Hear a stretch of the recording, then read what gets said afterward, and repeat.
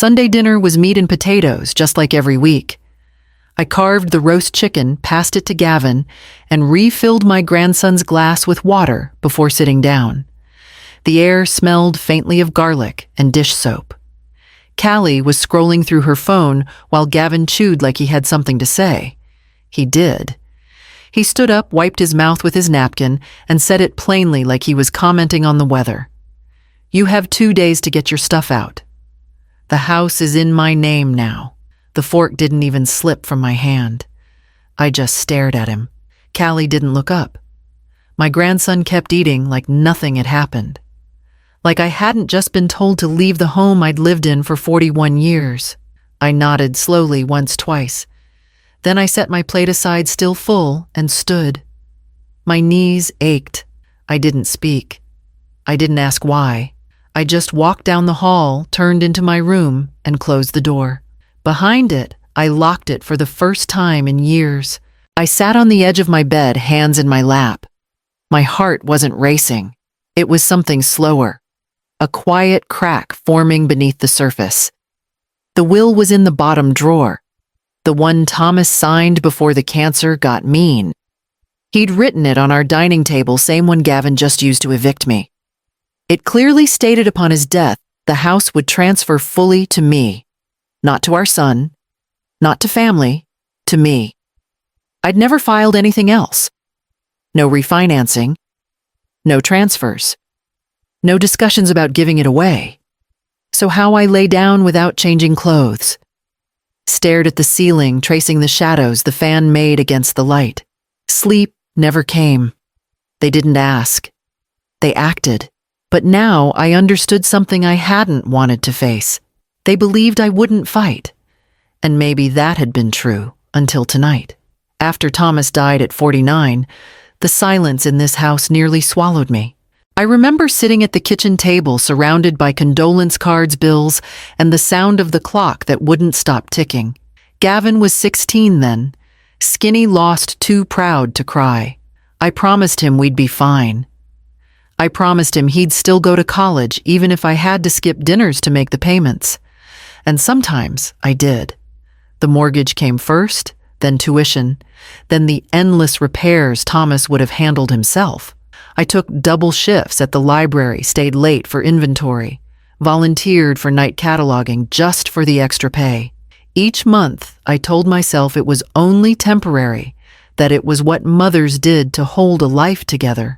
Years later, when Gavin lost his job, he came home with Callie and a half-packed car. Just for a year, he said, his voice thin and embarrassed, "Until we get back on our feet." I smiled and opened the door. 1 year stretched into 7 before I noticed how permanent their things looked. Her scented candles on the mantel, his work desk where Thomas's chair used to sit. They called it sharing expenses. But I was the one who wrote the checks. The new HVAC when winter froze the pipes. The washer after theirs broke. The siding that peeled from too many storms. Even the second car they needed for Callie's commute, I co-signed for that too. I told myself I was preserving family, protecting what Thomas and I had built. That's how I justified every withdrawal, every delay in my own retirement plans. But tonight, sitting alone with his will on my lap, I realized something simple and cruel. Family hadn't been what I was preserving. It was habit, the kind that keeps you giving long after gratitude has left the room. The next morning, I poured coffee I didn't want and opened the mail I'd been ignoring. A thick envelope from the county tax assessor was wedged between grocery store ads. I slid it open with the same butter knife I'd used for 20 years. The notice said the tax address had been updated. My name was listed second now. Gavin's was first. That wasn't right. I stared at the line with my signature printed beneath it. Irene Maddox. The loops were tidy, the letters spaced like they'd been practiced. I hadn't signed anything. Not recently. Not ever with Gavin's name above mine. I called Marion Winslow. We'd worked side by side for 12 years in the public library before she retired and became a notary. I didn't explain much, just asked if she could meet me at the county office after lunch. She agreed, no questions. By 2:00, we were sitting across from a clerk with a tight bun and a slow printer. Marion gave her credentials. The woman nodded and clicked through the county system. When she turned the monitor toward us, I felt something cold settle in my chest. There it was, a quitclaim deed filed 6 months ago. My name on it, my signature, transferring full ownership of the house to Gavin Maddox. I leaned in. Marion leaned with me. "Is this the original on file?" she asked. The clerk nodded, scanned from the submitted paperwork. I stared at it. The X in Maddox had a clean little tail I'd never done in my life. The R in Irene was too round. It looked like me, but it wasn't. Not exactly. Callie worked in a title office. She'd joked once that signatures were mostly ceremonial now, that no one really checked. I hadn't laughed then. I certainly wasn't laughing now. We left quietly. Marion didn't say anything until we reached the parking lot. "You need a lawyer," she said. I nodded, already. Thinking of Len Barksdale. Thomas had trusted him, and Thomas had kept copies. That afternoon, I climbed the attic stairs for the first time in months. Dust drifted through the light like old memories. Thomas's desk sat under the eave, the same one he'd used to balance our bills and write letters, when he still believed paper meant permanence. The drawer stuck halfway swollen with age, but I pulled until it gave. Inside were notebooks, a cracked stapler, and a worn file folder marked with his handwriting, Home Records. I carried it to the small window and sat on an old trunk. The first page was our original mortgage, the numbers faded but familiar. Behind it, I found the deed. Joint ownership. Thomas Maddox and Irene Maddox. I turned the page and saw the clause he'd insisted on before signing, "In the event of my death, full ownership transfers to my wife, Irene Maddox." His initials were beside it. The ink was blue, the edges crisp. It had never been changed. Never overwritten. My breath slowed. For years, that single sentence had been quietly protecting me, and I hadn't even known it. Callie and Gavin hadn't just taken my name, they'd written over my husband's final act of love. I imagined them at the dining table, her steady hand guiding his distracted one, rehearsing the signature they thought no one would check. I closed the file and pressed my hand over it. Thomas had always said, "Keep everything. Paper remembers what people forget." He was right. This file remembered. Downstairs, I could hear their voices faintly. Gavin talking about a listing price, Callie reminding him to email a contractor. My name in their mouths like a footnote. I stayed quiet, listening, feeling the weight of the paper on my knees. When I finally stood, I tucked the folder under my arm. The edges cut into my palm, but I didn't loosen my grip. I carried it downstairs past their laughter, past the kitchen table that used to be ours, and locked it in my car trunk. In the morning, I would drive to see Len Barksdale. The next morning, I sat in my car with the file on the passenger seat and dialed Len Barksdale's number from memory. He'd handled Thomas's estate after the funeral, steady voice, no nonsense, the kind of man who never lost a document. It rang twice before I heard him, older, but unmistakably him. "Irene Maddox," I said. "I need your help. It's about the house." He hesitated only a second. "Come by this afternoon. I'm in Springfield now. 90 minutes if you leave soon." The drive was quiet. The field still damp from last night's rain. I replayed every detail, Gavin's words at dinner, the false signature, the clause Thomas left behind. By the time I reached Len's small brick office, my hands had stopped shaking. He met me at the door himself. "Haven't seen you in years," he said, ushering me inside. His hair was thinner, but his eyes were sharp as ever. I set the file on his desk and opened to the forged deed. They used my name. They took the house. He studied the pages slowly, not interrupting. When he reached the clause from Thomas's will, His brow lifted just slightly.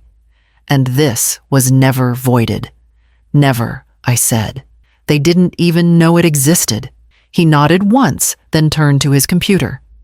The rhythmic tapping of his keyboard filled the room. All right, he said finally.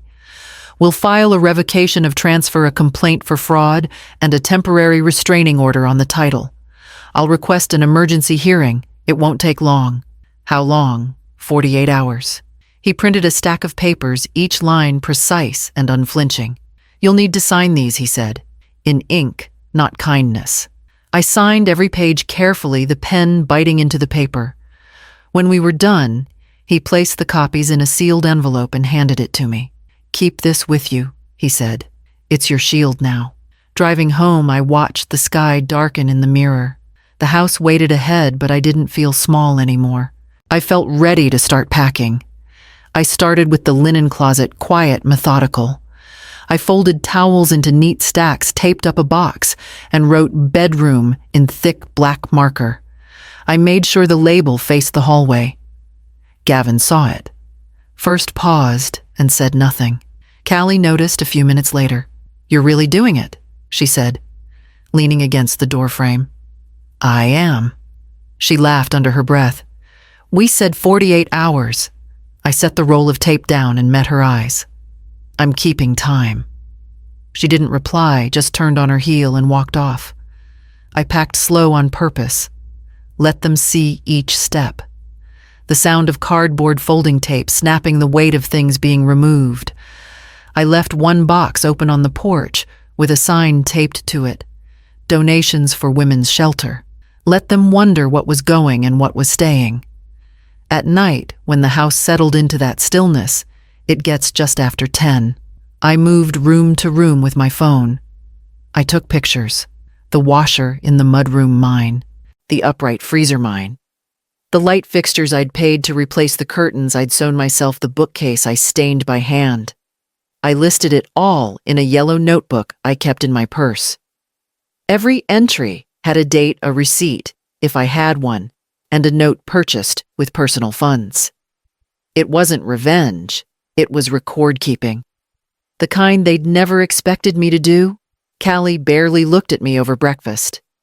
Gavin kept asking if I'd need help moving. I told him I'd hired someone. Truth was, I'd done more than that. The moving company was scheduled for the same hour as the injunction hearing. Timing mattered. So I packed. And I smiled when I needed to. And I waited. I boxed up the last set of dishes I'd bought for holidays that no one showed up to. Then I wrote one more label, kitchen, IRM. Not mom, not family. Just the initials of a woman no longer playing caretaker. The courthouse smelled like paper and old coffee. Len met me in the hallway with a brief nod and a thin folder under his arm. They'll be late, he said. They always are. He was right. Gavin slipped into the courtroom 5 minutes after the clerk called our case. His shirt was wrinkled, tie hanging loose. Callie followed, heels clicking against the tile, her chin high, as if posture could erase guilt. I didn't look at them. I kept my hands folded in my lap while Len rose to speak. His voice was calm, even. He didn't need theatrics, just evidence. He started with the handwriting report, pointing out the small differences in my signature, the sharper X, the inconsistent slant of the M. Then he handed the judge Thomas's original will, the clause still intact, still signed in blue ink. Your Honor. The defendants filed a forged quitclaim deed 6 months ago, Len said. They knowingly transferred property that was never theirs to claim. We're asking for immediate nullification and an order to prevent further action on the title. The judge adjusted his glasses and turned each page carefully, like he was reading a confession. When he looked up, his voice was quiet but final. Intent to defraud is apparent. The deed is void. Transfer nullified. A full investigation will be recommended. Gavin's jaw tightened. Callie's crossed arms loosened slightly. For the first time, they both looked small. Len sat down beside me and whispered, It's done. I nodded. My pulse slowed steady now. I didn't smile, didn't glance at Gavin. I had no interest in the expression of a man who'd traded his mother for a piece of paper. The judge signed the order, the pen scratching softly across the page. That was the sound I'd been waiting for. Not shouting, not tears. Just ink binding truth to record. When we left, Len handed me a certified copy of the ruling. "Keep this with the others," he said. I slipped it into my purse beside Thomas's file. Outside, the air felt sharp and clean. Tomorrow, I would start closing accounts. We filed the fraud complaint the next morning. Len didn't waste time. He scanned every document handwriting analysis, the will, the forged deed, and forwarded them to the county fraud division. The clerk there called it textbook identity theft. I just called it betrayal. By noon, the bank reversed the joint access Gavin had quietly arranged on my checking account. I hadn't noticed the small automatic withdrawals until Len pointed them out. Gas, groceries, one hotel charge out in Branson, all under my name, all without my permission. The title company Callie worked for received a formal complaint as well. Len made sure to include a statement of conflict of interest, employee access personal gain failure, to report irregularities. By Friday, she was placed on leave pending an internal review. That evening, Gavin stood in the driveway, pacing like a man auditioning for sympathy. He raised his voice toward the house, calling my name like we were still on speaking terms. "You didn't have to do this," he shouted. "You think you won something? You just tore this family apart." I watched from the upstairs window, the same window where I used to wave when he rode his bike down the street. I didn't respond. I just reached over and shut the curtain. A soft ding came from my phone. Len had copied me on the email official letter, firm letterhead subject line notice of pending civil litigation. Gavin would see it the second he checked his inbox. They'd stolen with paper. I was simply writing back. I slept well that night. No noises, no guilt. Just the knowledge that every page, every receipt, every line of ink had been preserved and filed exactly where it belonged. In the morning, I'd call the moving company to confirm the schedule. There were still things to box pieces to separate. But I already knew what was mine. They didn't slam doors or argue when they left. They packed their things in silence, moving like people who already knew the outcome. No apology. No glance in my direction. Gavin didn't meet my eyes. Callie kept her head down as she loaded the last of their boxes into the truck. I watched from the kitchen window with the same stillness I'd practiced for weeks. When the truck pulled away, I waited 5 minutes, then walked outside and locked the door behind them for the last time. That afternoon, I changed the locks. Not because I thought they'd come back, but because it mattered that they couldn't. I didn't owe anyone access to what they'd tried to take. The house was quiet, but it didn't echo anymore. It felt like space I could breathe in. I started in the sunroom, dragging my old sewing chair from the garage and setting it in the corner by the window. I dusted it off, tightened the legs, and placed a folded quilt over the back. In the living room, I unpacked my books, the ones I'd boxed up when they started redecorating. I lined them along the shelves, spine by spine, in the same order Thomas had used. He always said, books made a room honest. In the kitchen, I opened the window and let the breeze move through. I cleaned out the herb box on the back deck. The basil was long dead, and the rosemary had gone dry months ago. I pulled everything out, laid down fresh soil, and planted thyme and mint instead. Something new, something that would grow. By evening, I was tired but steady. I stood in the hallway, looking at the blank walls where Gavin's framed degrees had once hung. I didn't miss them.